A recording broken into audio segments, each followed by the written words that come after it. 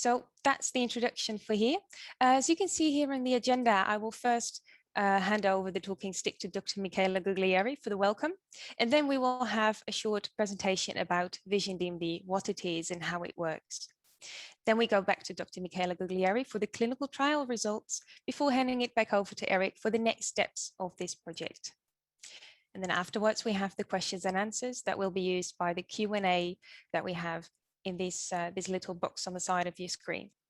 So with nothing further ado, I'd like to hand over the floor to Dr. Michela Guglieri for the welcome. Thank you, Suzanne, and welcome to everyone to this webinar. It's always quite exciting to be able to not just to talk about the study, but to finally present the results. And I hope that you really enjoyed this discussion. Both Eric and I will be more than happy to present the data that we have. But again, we hope to make it as interactable as possible. So do not be shy and ask a question. That is exactly why the webinar is here. We're always able to present results in scientific publication or in brief overview for patients, but the opportunity to really interact, I think that is important. This was an important study. We are very excited to share with you the results of the first 24 weeks of the study. And we really hope that this will be the beginning of a story. And therefore, I hope you enjoyed the next hour. And again, don't be shy and just ask. And I pass it to Eric. Thanks, Michela. Suzanne, if you can tee up the screens, or do I need to share it again? I think you can share it again, and then Okay. we can see your screen.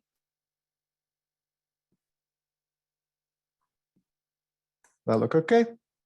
That looks perfect. Okay, thanks. Yeah, it's been a pleasure working with Michela over the last 10 years. It's been on this VISION-DMD program. So the VISION-DMD program was funded by the European Commission to a grant to Michela at Newcastle, as well as grants from a number of US National Institutes of Health and foundations. And the goals of the program and sort of how we are different is the goal is pretty straightforward, is to make a better steroid. So retain or improve efficacy, but work to reduce safety concerns.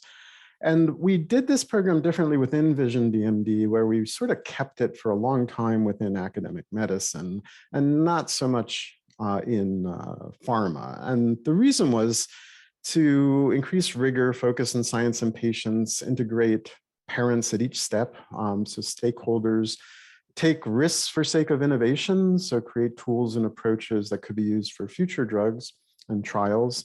And key was to leverage and integrate strong academic medical networks in DMD that were pre-existing, and those included the Cooperative International Neuromuscular Research Group, or Synergy, the North Star Network throughout the UK, and the 4DMD trial run by Birch Griggs and Michela, Kate Bushbury early on, of alternative steroid regimens. So to take advantage of what already existed and integrate it, and hopefully I could speed things up and make them quite robust. The other thing was to keep the team working on the group, very small, flexible, and adaptive. And one of the things that really worked out well in terms of that smallness of team was COVID, because we were able during the COVID pandemic to quickly switch how we were doing assessments and work with families at home. And if the team wasn't so small and flexible, that might have been more challenging than it was. We also did this through partnerships, and partnerships included the National Institutes of Health, NCATS Therapeutics for Rare and Neglected Disease. This was really critical early on. This was a government program where government researchers repeated many of the things that the academic scientists had already done, in terms of Vamorolone and VBP15 and developing the drug. So they wanted to de-risk the program, make sure that everything validated, that there weren't any holes or gaps in how Vamorolone was being developed. And they also then went forward to carry out key steps of the program to facilitate the academic effort. And that include chemistry, manufacturing controls, how the drug's made, toxicology, ADME, which is absorption, distribution, metabolism, and excretion. All these are many I's that need to be dotted and T's that need to be crossed that often academic groups are not well equipped to do, and the governments can help. We also partnered with many foundations and used a new funding model, at least for Duchenne, which was shared risk, shared benefit, where Muscular Dystrophy Association, Parent Project, many foundations provided large grants to us, Duchenne UK as well. And with that, the agreement was we'd provide around 400% return on investment on later drug sales back to the foundations. And then we had a very small, knowledgeable team with very low overhead integrated functions. The sort of part academic, part private company Revirogen is only 4 part-time and 5 full-time people and has never grown beyond that. And with that, we have no silos or within the company or with the academic group, so all very integrated. So I don't have to explain what Duchenne muscular dystrophy is to anyone, so I'll just skip over that. But in terms of pathophysiology of DMD, what causes DMD? Certainly dystrophin deficiency initiates the events, but dystrophin deficiency is missing from fetal life. As soon as a child's born, you see this membrane instability and muscle hypertrophy. And then you see this chronic damage, which varies between different muscle groups and even with smooth muscle and heart. But that initiates variably TGF-beta cascades, fibrosis, and then muscle wasting. In terms of therapeutics, prednisone, deflazacort, and now Vamorolone approach these early activation of danger signals or inflammation. So they try to go earlier and calm down the muscle so that it doesn't get so upset about dystrophin being absent. Now, of course, other therapies, exon skipping gene therapy, focus on dystrophin deficiency itself. But keep in mind, all those efforts are not bringing back normal dystrophin, but highly modified or abnormal dystrophin. And so all those efforts are as an add-on to anti-inflammatory therapy. So it's not that exon skipping or gene therapy replaces anti-inflammatory, it's all viewed as add-ons at this point. Now, in terms of anti-inflammatory drugs, there's been a lot of drugs over a lot of years in a lot of diseases or disorders. But one of the earliest is glucocorticoids back in the 1950s. So prednisone, deflazacort, there's 33 different types of glucocorticoid drugs, different flavors of anti-inflammatory steroids that have been developed and used in patients. I took a recent review from some very leaders in arthritis, where steroids are also used. And they sort of reflected on this is this timeline from them and all these different anti-inflammatory drugs, and noted that glucocorticoids are really a hallmark, the unprecedented ability of glucocorticoids to control inflammation in multiple conditions, from rheumatoid arthritis to lupus, was rightly lauded by giving the Nobel Prize in 1950. So glucocorticoids are one of many types of anti-inflammatory. I should mention other anti-inflammatories have been tried in Duchenne and they don't seem to work so well, like cyclosporin and others. So corticoids, but that's the case in many chronic inflammatory states. So in the same article by these leaders in arthritis, they noted that pharmaceutical efforts are ongoing to recapitulate the immune modulatory benefits of corticoids while avoiding the metabolic bone and vascular adverse events. Development of such agents would deliver remarkable future value. So what Michaela and I will try to show you is I think Vamorolone may fit this description in that it's a modification of corticosteroids that makes it different from all the 33, but seems to retain the anti-inflammatory effect, but reduce the burden of safety concerns. And so this just summarizes what I just gave as background. Dystrophin replacement is very important, ongoing, exciting clinical trials. Corticosteroids have many side effects, and those side effects are dose limiting. Ideally, we think in the future will be a combination of dystrophin replacement and anti-inflammatory with less side effects may prove best. So how do corticosteroids work?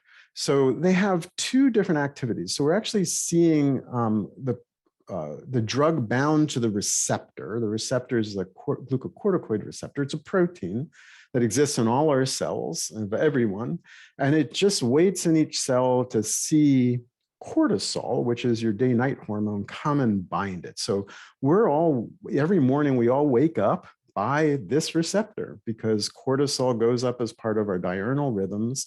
And right before we awake, it binds to this protein in all our cells and goes into the nucleus and binds DNA. And so here you see DNA. And it binds to specific spots at DNA and turns on those genes. And that's called transactivation. And all your steroid hormones, estrogen, testosterone, work a similar way, but the glucocorticoid receptor is specifically made for cortisol.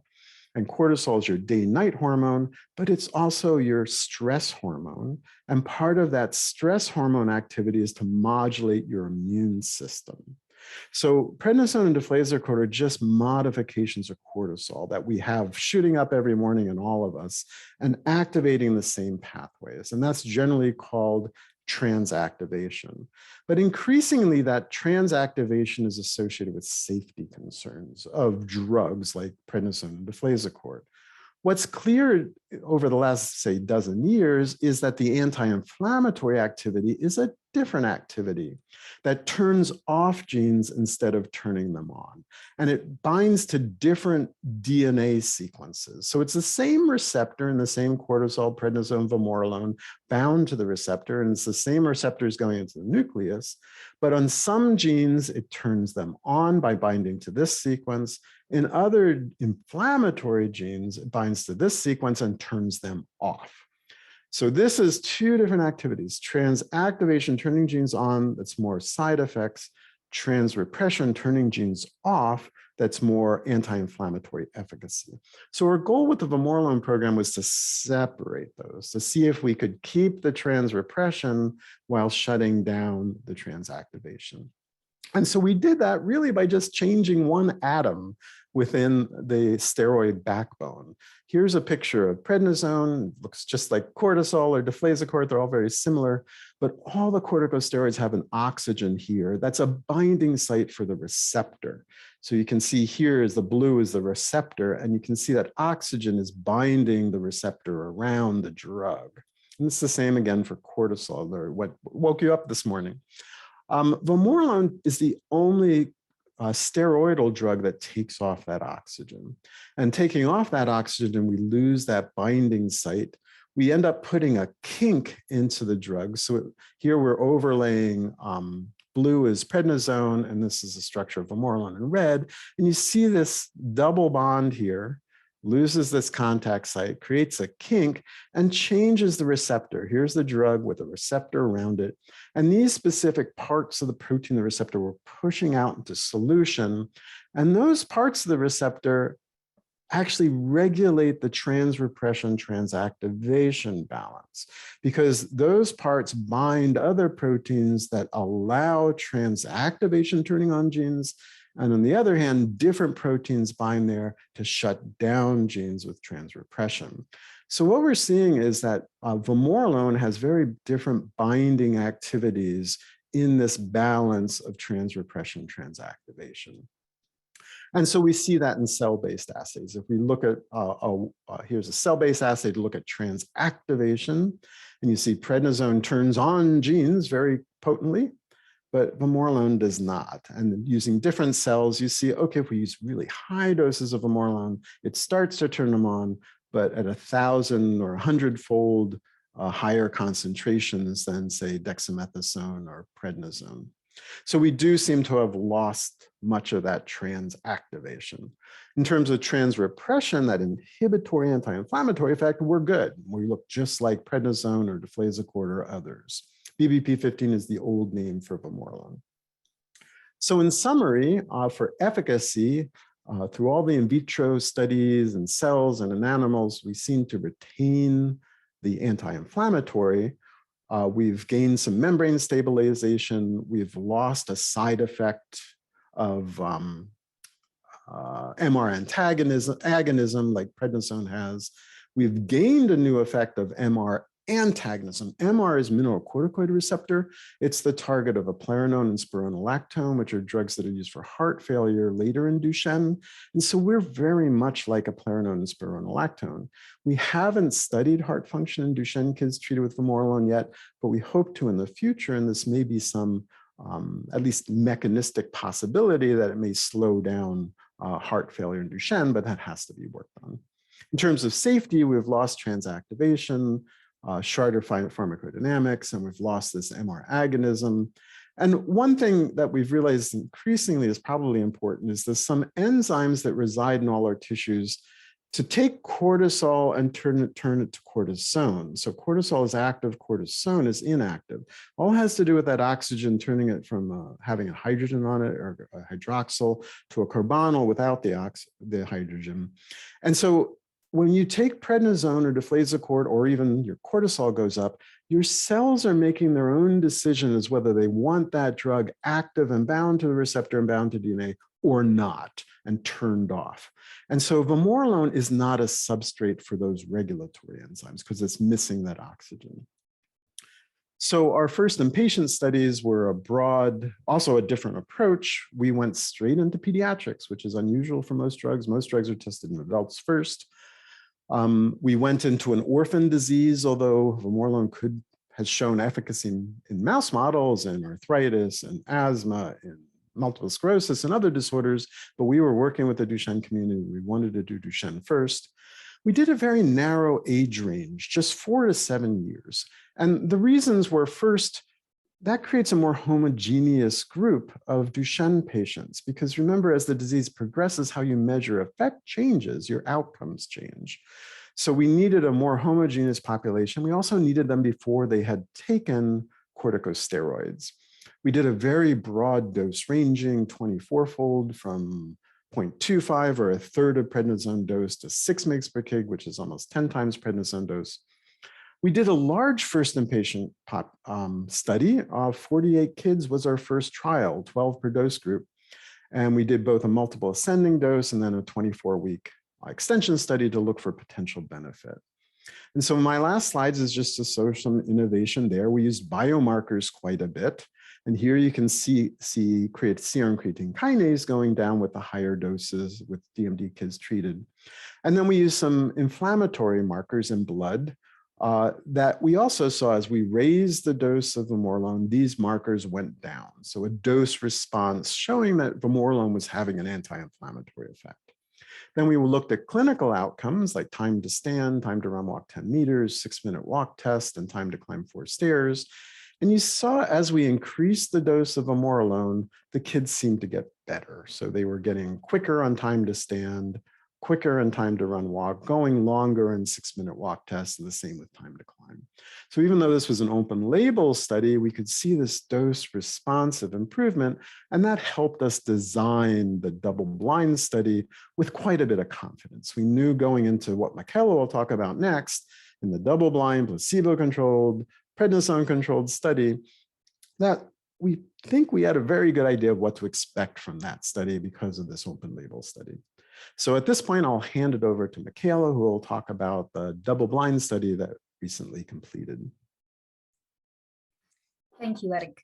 So yes, I would like to present the result of the first 24 weeks treatment period of the double-blind randomized study that was the VVP-15-004.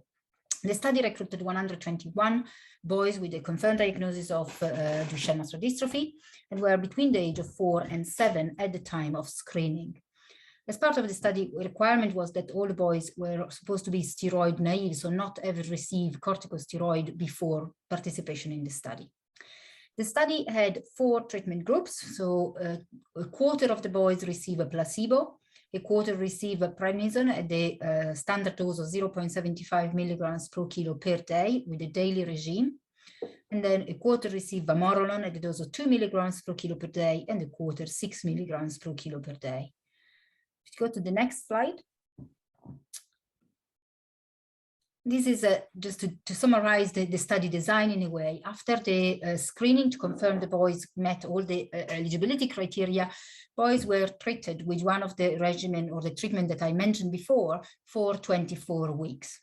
At the end of the 24 weeks, the boys were following a 4 weeks transition period before being moved to period 2, when all boys were treated with either the high or low dose of Vamorolone. In this context, the boys who receive Vamorolone in treatment period 1 continue to receive Vamorolone throughout the study for 48 weeks, while the boys that receive placebo or prednisone during the first 24 weeks after the transition period when they taper the study drug were either randomly assigned to Vamorolone 2 milligrams or 6 milligrams. At the end of the 48 weeks treatment period, all boys have been offered the possibility to continue to receive Vamorolone in an expanded access program or compassionate use, depending on the country, if they were willing to, or if they wanted to discontinue the drug, the requirement of tapering was guaranteed. Today, what I'm presenting is the result of the first randomized placebo prednisone control study. So the first 24-week study when we compare Vamorolone, high dose, low dose versus placebo and prednisone. Next slide. So important to how do we measure the effect in this way of Vamorolone of muscle strength and function. We selected 5 motor outcomes. The primary endpoint was the time to stand from supine, so the time to stand from the floor, but we also included the North Star ambulatory assessment, the 4-stair climb, the 10 meters run walk, and also for that perspective is a time function test, and the 6 minutes walking test.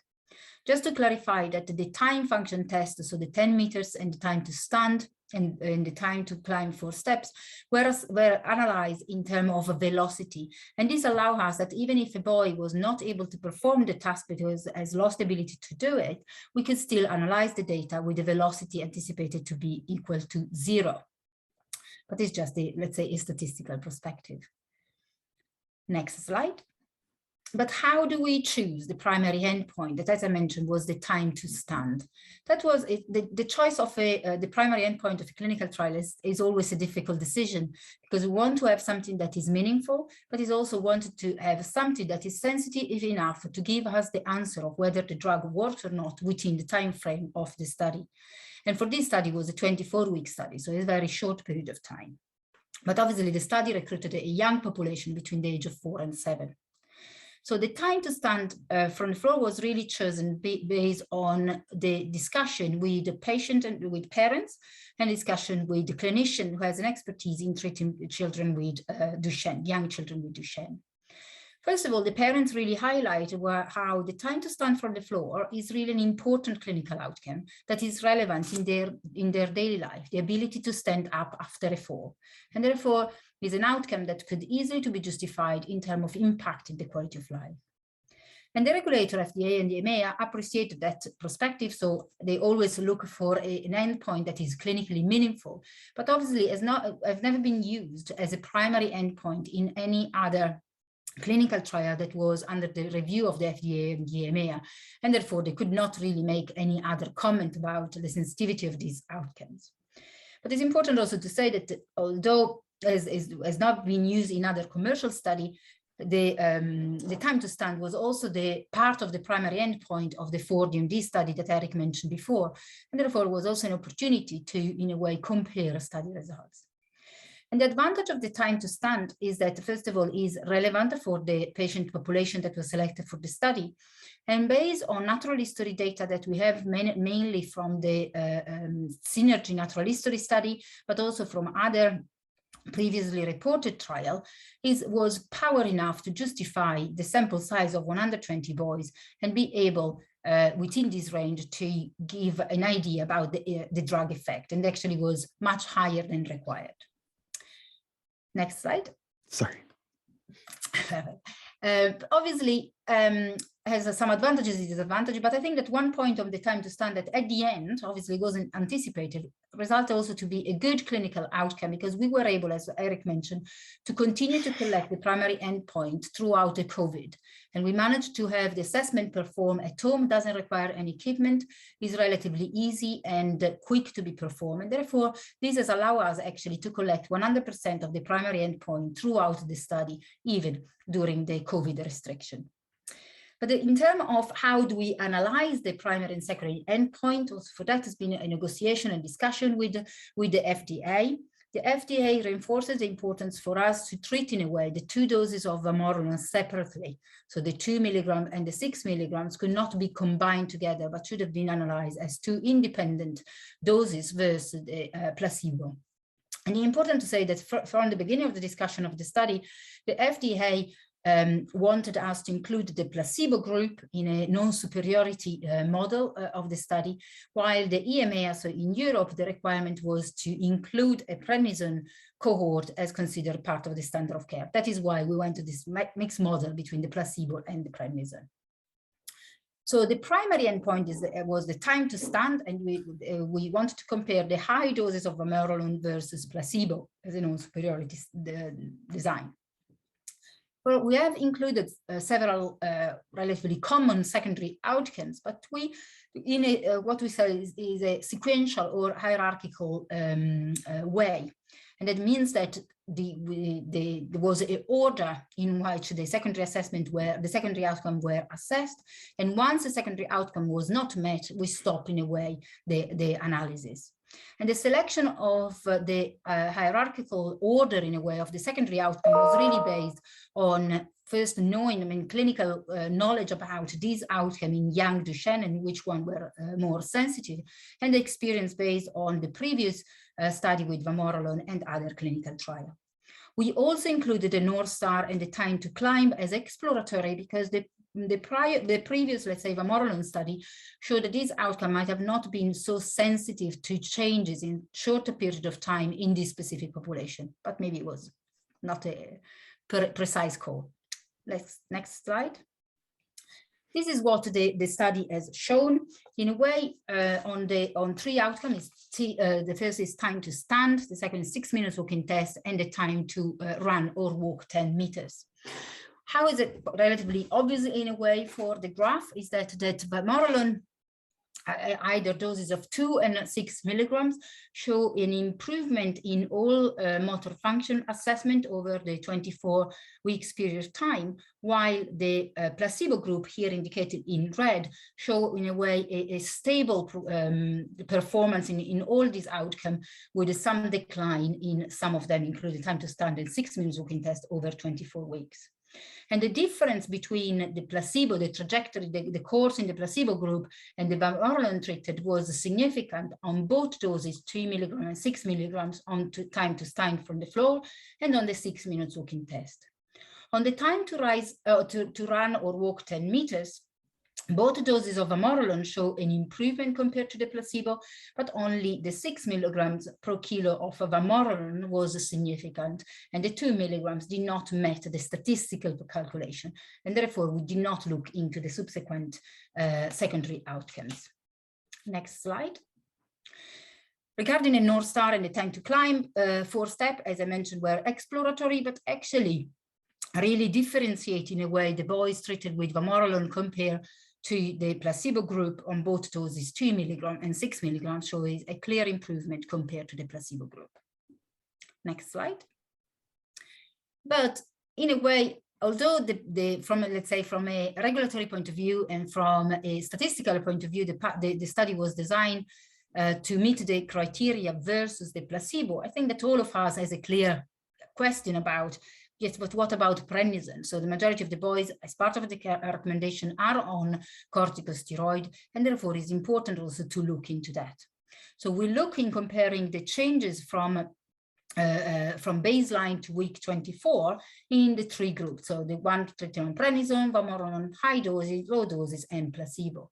And I think that this graph is overall self-explanatory to say that overall the Vamorolone, both doses show a similar effect on all motor function assessment compared to prednisone, with the Vamorolone 2 milligrams showing a slightly less improvement compared to the high doses of Vamorolone and the daily prednisone, and the clear deterioration in the placebo group.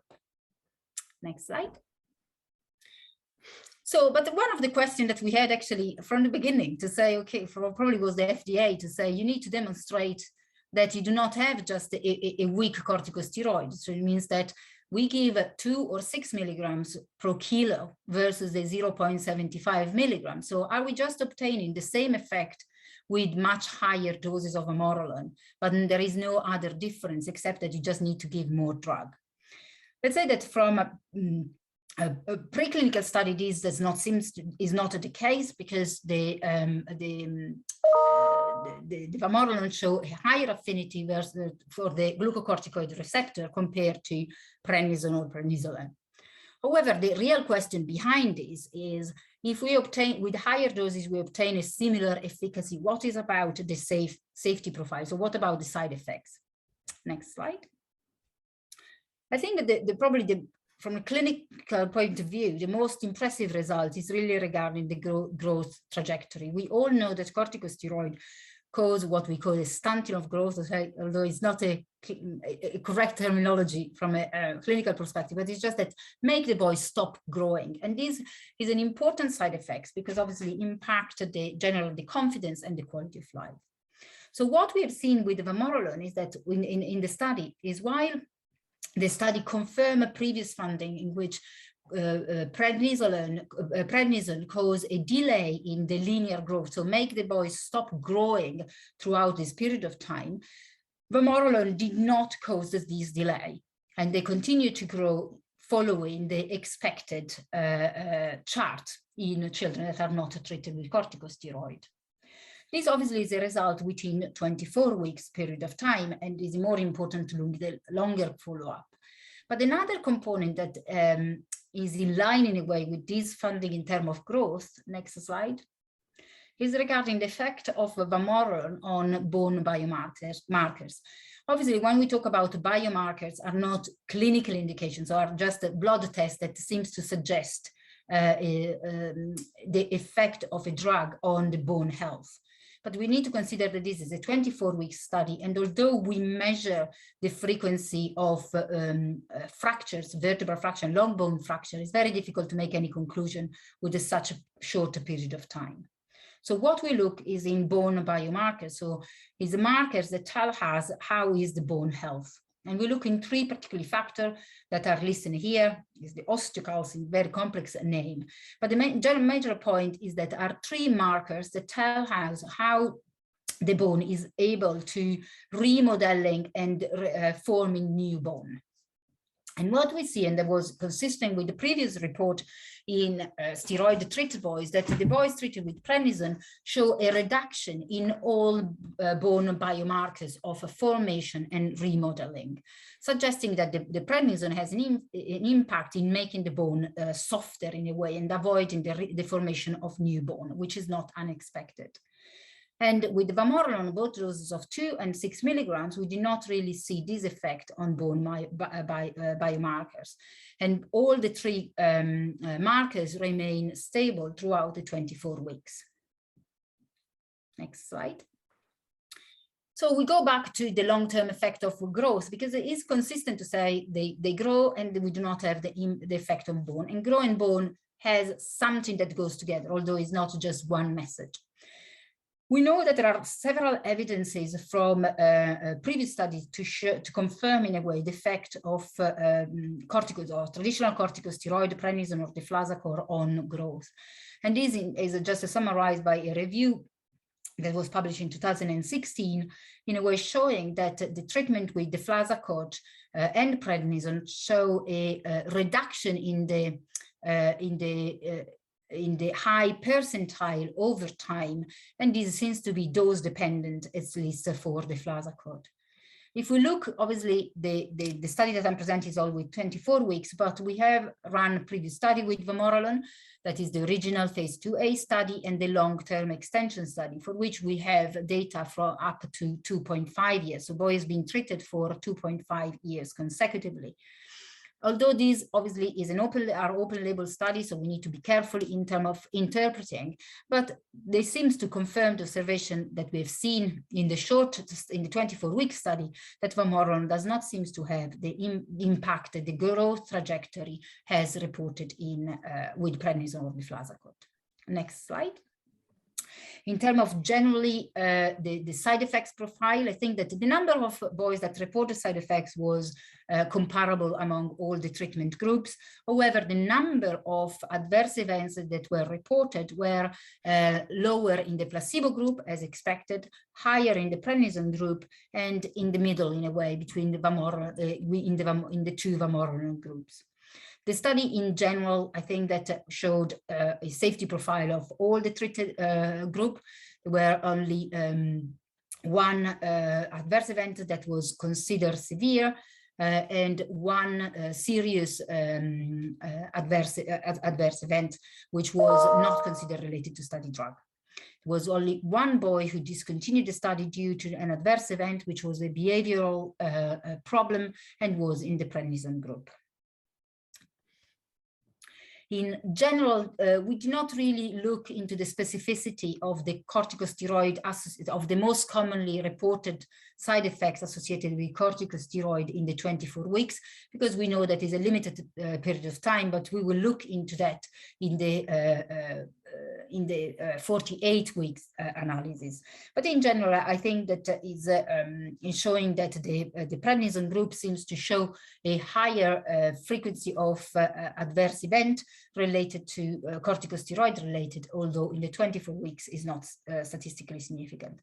But the important thing is that all the side effects were largely mild in terms of severity. Next slide.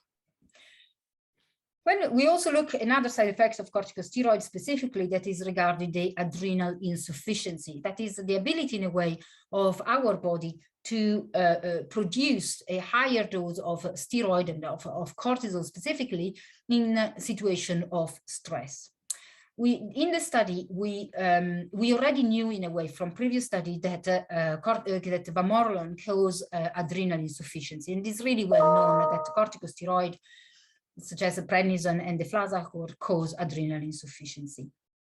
But the way that we look into the adrenal insufficiency in this study were in a way two ways. One was using the cortisol, and one is the ACTH challenge. That is when you, in a way, you artificially induce a physical stress and see how the adrenal gland responds and is able to produce corticosteroid. And I think that we found a overall interesting finding that will need to be further explored, because it seems that even at baseline, so prior starting, and you need to remember that this is a group of boys who by definition have never received corticosteroid before participating in the study.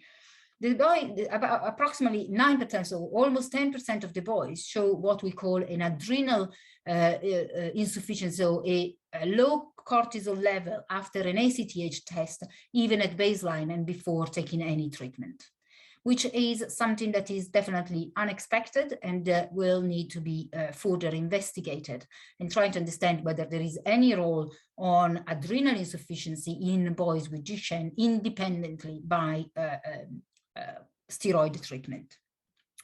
But otherwise, we also confirm in a way that corticosteroid, so prednisone cause adrenal insufficiency. So if 100% of the boys show a positive ACTH challenge, so low level of cortisol after the challenge at week 24, 95% of the one on Vamorolone on 6 milligrams and 86 on the Vamorolone 2 milligrams, showing that all the drugs, so prednisone, Vamorolone, high dose and low dose, all show adrenal insufficiency, which seems to be slightly less frequent in the 2 milligrams per kilo. On the other hand, is also, as you can see, also 20% of the placebo group at 24 weeks show a positive ACTH test. So it seems that there is something about the adrenal insufficiency in Duchenne independently by steroid, but further study are required to clarify these aspects. Next slide. In terms of weight gain and other important side effects, I think that both Vamorolone high dose and low doses show a similar effect on weight gain compared to prednisone, as demonstrated by a similar increase in BMI, that is the body mass index. But we also have to highlight something that has been also reported previously, and anyone who treated boys with Duchenne is aware that there is a quite significant variability from one boy to another, especially in 24 weeks. So making any conclusion on that in any of these groups is difficult. Next slide. So overall, I would say that in terms of the efficacy, The study met the primary and the first 4 secondary outcomes, so it's a positive, so confirming in a way the effect of Vamorolone muscle strengthening function, and overall the effect was similar to what has been observed in boys treated with the prednisone. It seems that the 6 milligrams per kilo per day dose has a slightly better effect on motor function compared to the 2 milligrams, at least in some of the outcomes. And the other interesting finding is that between the age of 4 and 7, even boys who are not treated, so the placebo group, show overall a stable course of the condition, and the decline seems to start later on. Regarding the safety profile, I think that the 2 main findings is the fact that Vamorolone seems not to show the effect on growth that has been reported in with traditional corticosteroid, and seems to be safer on bone health compared to corticosteroid. But this will need to be confirmed by long-term observation on clinical outcomes, including frequency of fractures. In terms of general side effects profile, Vamorolone seems to be safer compared to prednisone. And as I mentioned, Vamorolone causes adrenal insufficiency, similarly to Vamorolone, to corticosteroid, although the 2 milligrams might be safer from that point of view compared to prednisone and high doses. Next slide. I think that this is what I wanted to present today. A very big thank you. First of all, I think to all the patients that took part in the study. Taking part in clinical trial is always a big commitment from patient and family. So big thank you. This would not be possible without them.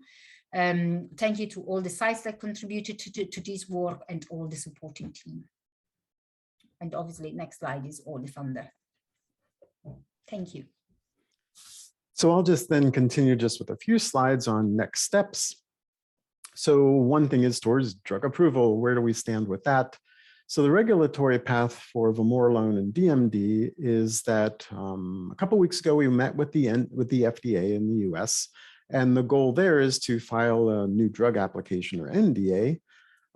And with filing of that NDA, FDA then has up to a year to review that before drug approval. So you have to put together the NDA package.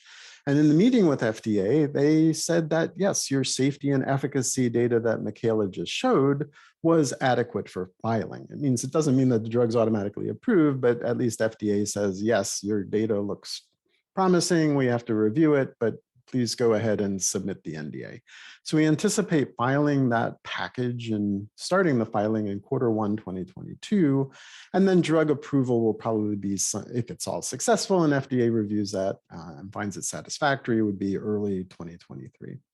In the EMA wanted the longer trial, the 48 weeks, and they also take a bit longer to review the package than typically FDA does. So we anticipate filing in the Q3 next year, and probably late 2023 is when EMA approval might happen. So we are starting 2 additional trials of Vamorolone. One is expanded age range, and also for kids that are already treated with corticosteroids. So to switch from corticosteroids to flazocordoprednisone to Vamorolone. I should note in the trial that Michaela just presented, remember she mentioned that kids on prednisone did switch over to Vamorolone in the second part. We're analyzing that data now, but it looks quite promising that there doesn't seem to be any issues with transitioning from corticosteroids, prednisone or deflazacort, to Vamorolone. But this study will study that more in a larger, broader age range. It's a 3-month safety and PK study, enrolls both 2 to 4-year-olds and 7 to 18-year-olds. And of those older kids, we anticipate half will be treated with steroids and just switch to Vamorolone, and half will have not been treated with steroids for over 3 months. We look at pharmacokinetics. We're going to enroll the lower dose first, and then the higher dose. And then again, as Michaela said, we've established programs so that patients and families and their physicians, if they wish, can continue on Vamorolone long-term after the 3-month trial is over. We're also starting a Becker muscular dystrophy trial with Paula Clemens, Elena Pegoraro, and Luca Bello. This will recruit to Pittsburgh and Padua. 39 Becker patients in a broad age range, 2-to-1 Vamorolone to placebo of 24-week or 6-month trial. And we're looking at North Star and 10-meter run walk. And the funding, the FDA has recently funded this through their Orphan Grants program, along with the National Institutes of Health and Foundation to Eradicate Duchenne. And we expect to enroll early next year. So that's all we have to present. I'll hand it over to Suzanne to moderate any questions.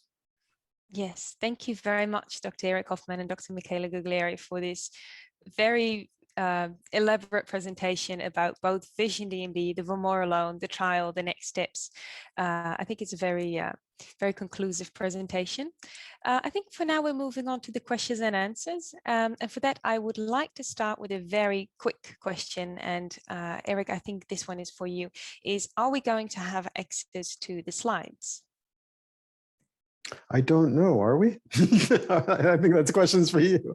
I don't know if we've discussed that yet. Maybe. Well, I do know that this webinar will be recorded, so you will receive the recording nevertheless, and let's follow up on the slides. Okay. And the next question is on the 6-minute walk test. There is someone who asks, why are you still relying on the 6-minute walk test and not, for example, like another organization on the gait analysis? Do you want me to answer that, or you, Michela?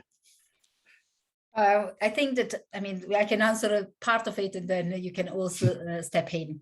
I think that from a clinician point of view, no one like the 6 minutes walking test, but as someone mentioned before, sometimes is the bad guy that at least you know. So although there are studies for which the 6 minutes walking test is not as is limitation and is not always reliable, on the other hand, we have now several data on the progression, expected progression of the 6 minutes walking test in this population, which might not be available for other that might be better, but we do not have the natural history of the outcome, and these include, for example, the gait analysis. So sometimes it's just to use the bad guy that at least you know and you know what to expect from it. So this is one consideration, and has been used in several other studies. I think that we will see in the upcoming years that will be used less in a clinical trial, but is at the moment is still an outcome that allow the comparison with other studies, and that is why it's included. The gait analysis is an interesting endpoint. However, there are some limitations, and one of them is really the fact that there are not so many natural history data on the course of the gait analysis in untreated boys or boys on corticosteroid. And the other limitation is that it's not always feasible in all centers. So you need to consider that not all sites have the availability of a gait analysis or a gait analysis space. Maybe I could just expand on that a little, because it is an interesting question and there's lots of aspects to it. So with any clinical outcome measure, it's important, as Michela mentioned, that it's related to quality of life. And so something like 10-meter run walk or even gait analysis, how are you going to justify that that's clearly related to the family's quality of life? It's a challenging question. But again, the time to stand is easy to envision. Now with 6-minute walk test, that also gets into issues of domain. So different outcome measures are measuring different things. They're all motor outcomes. But for example, climbing 4 stairs is a lot of coordination. There's rails there. So, and very much proximal strength, whereas 6-minute walk test is probably more endurance, because it's so long. So 6-minute walk can measure a different domain of motor function, and it makes it more valuable because the regulators, if you're seeing improvements in multiple domains, like strength versus endurance, or even coordination, that helps build the case or the totality of evidence that the drug's having an effect. So, the question was, why did we rely on 6-minute walk? We didn't rely on 6-minute walk. It was included as one of 5, which turned out that they all improved. So it all becomes very compelling. And actually, it's an advantage to have 6-minute walk because of that additional domain of endurance. So it actually adds to the strength of how convincing the drug effect is. Thank you very much. Now let's hop on to the next question. And she started by saying, thank you for this great overview, Michela and Eric. Now the question is, how do you explain the stronger effect on the bone biomarker with the 2 milligram dose, when in most of the other endpoints, the 6 milligram dose have achieved the strongest effect? Well, I think I'll take a shot at that. Michaela can follow up. Again, as Michaela has mentioned many times, it's still relatively early days in a short-term study. So it's 24 weeks and, a dose range and comparing to a very different dose of prednisone. So there's a lot of still, unknowns and things that can be figured out prospectively. And we have a team really looking at like the bone biomarkers very carefully, the adrenal suppression very carefully. And so we're presenting sort of what's called top-line data. That said, it could be that the strength is possibly through more anti-inflammatory activity, but the bone may be through those modulatory enzymes I mentioned earlier. Remember the ones, the 11-beta HSDs? Because we know in mice from a great group, Rowan Hardy in England, has shown if you take one of those enzymes out of mice and give them glucocorticoids, they can't develop bone problems. So you need those enzymes to mediate the bone problems of corticosteroids. And as I said, we're not a substrate. Those enzymes can't work on Vamorolone. So maybe we're looking, glucocorticoids are complicated. There's many different things. I mentioned transactivation, transrepression, those 11-beta HSDs. So there's lots of pieces of this puzzle. And so efficacy can be different pieces of the puzzle than safety. Michaela, you want to expand on that, or that's good? That was the full answer. Thank you very much. I have another question. It says, are you working already on the early access program? And if yes, in which countries that is, and for which criteria? And then you're talking about whether it's age or within a certain ambulant range. So we already, as Michaela said, have expanded access, which is a form of early access or named patient or compassionate use. Right now, that's limited to patients that have been in trials. We have a partnership with Santhera that has a license to do the sales and marketing, and they're studying the possibility of broadening that to additional patient groups. Of course, you have to tread a little lightly. You want to make sure that you, in a controlled clinical trial situation, like in this trial of 2 to 4-year-olds and 7 to 18-year-olds, both on and off steroids, so that you're watching the patients very carefully so that nothing unexpected happens before you really want to open up to a lot of patients. But all that's being discussed and underway. All right. Michaela, anything to add? Nope. Okay, let's go on to the next question. And it kind of ties with this one, I guess. What is the expected range of age concerning the drugstore approval? Will it be between 4 to 7 years old only? I can begin to address that, but it's up to the regulators first and foremost. So both EMA and FDA have yet to tell us that or agree on that. I can tell you from, it's a balance because the regulators want to make sure that you have enough data in different groups that you've studied. We have this ongoing study of recruiting now 2 to 4-year-olds, but we don't have the data in hand yet. So sometimes they'll do what's called post-marketing equipment requirements. Sometimes they'll be liberal or restrictive. So it's really up to the regulators, and at this point we don't know. Okay, thank you very much. Yeah, I fully agree that is something that will be in discussion, and obviously the difficulty here that I think that is also one of the questions, that there are two components. One is the younger one, for which the regulator might ask additional data, also because we usually do not treat younger boys with the corticosteroid. So that is one of the decisions that will be with the regulator.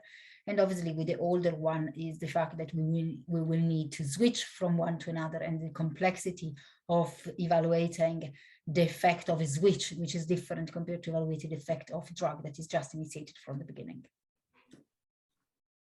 Thank you, Michaela. Another question, and it's up to you to take the question, is what is the effect of Vamorolone on the immunity compared to prednisone? Want me to do that, Michaela?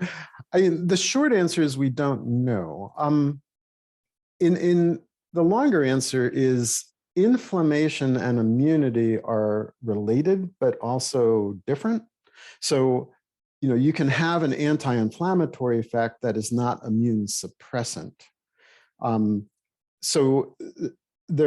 they clearly interact with each other. An inflammatory effect can lead to immune differences. Or it's known that corticosteroids can be used both as an anti-inflammatory and also as an immune suppressant. So, for example, in lymphoma, leukemia, prednisone is used, or corticosteroids, to actually suppress the immune system. In fact, in gene therapy in Duchenne, corticosteroids are given at a much higher dose to prevent rejection or reactions against the gene therapy vectors. So corticosteroids have both those effects, and they're dose related. So the doses used in Duchenne are anti-inflammatory, but not so much immune suppressive. Whereas if you go with gene therapy or in lymphomas, you go at much higher doses. We have not done any of those tests with Vamorolone. So we really do not know if we would become immune suppressive. There's no evidence of immune suppression in the trials to date, but that doesn't mean that if we went to higher doses, they might become immune suppressant. So we basically don't know. Michaela, is there anything in the trials that might address like adverse events? I think it's challenging, right? It's very challenging because this is a pediatric population. So if we look about the frequency of infection in the short term, is very, very difficult. In 4 to 7, it will also depend of exposure, whether the child go to school, go to nursery, we will have a different frequency that does not really reflect the immune system. Is different in the long term when you see atypical infection like fungal infection that are not expected, and these are more likely to due to the chronic effect of corticosteroid, but obviously we do not have the same clinical input on Vamorolone. But it's a difficult question because, as Eric mentioned, is we know that corticosteroid reduce the immune system, and we know that even the doses that we give on a daily basis has an impact on the immune system. But how do we measure it even with corticosteroid? And then you can ask about the Vamorolone. That is a very difficult question. One thing that we can look into, we know that corticosteroid alter in a way the blood test result in terms of hematology, not really about general the white cell count, but the formulas change and whether we observe similar changes in the Vamorolone. But again, making any clinical conclusion from that will be difficult. Thank you very much. I think we got time for one more question, and that is, what is the proposed age range for the Becker muscular dystrophy trials? So if you're an adult, will the dose remain milligram per kilo or another predetermined adult milligram a day dose? We plan as the trial's currently written, is it'll be 18 to 65, so a broad age range. As far as inclusion criteria, the only other inclusion criteria is ambulatory, and also that the North Star is not better than 34, because it goes up to 30, goes to 34, right? So not better than 32. I got to get that right. Can't be better than 34. I should have punted this to the people who know what they're talking about, like Michaela. So we just want to make sure we can see improvement. So we don't want somebody at the very top of the scale where we can't see any improvement on North Star. But otherwise, those are the only enrollment criteria, inclusion criteria. All right, thanks very much. Now, I think the time has come to close this webinar, this end event of VISION-DMD. I would like to still give the floor to Eric and Michaela for any closing thoughts, any last things that you want to say to our audience. No, that it's just been a pleasure working with Michaela on this. Thank you very much. That's it, and thanks for the opportunity to speak with you here. Thank you.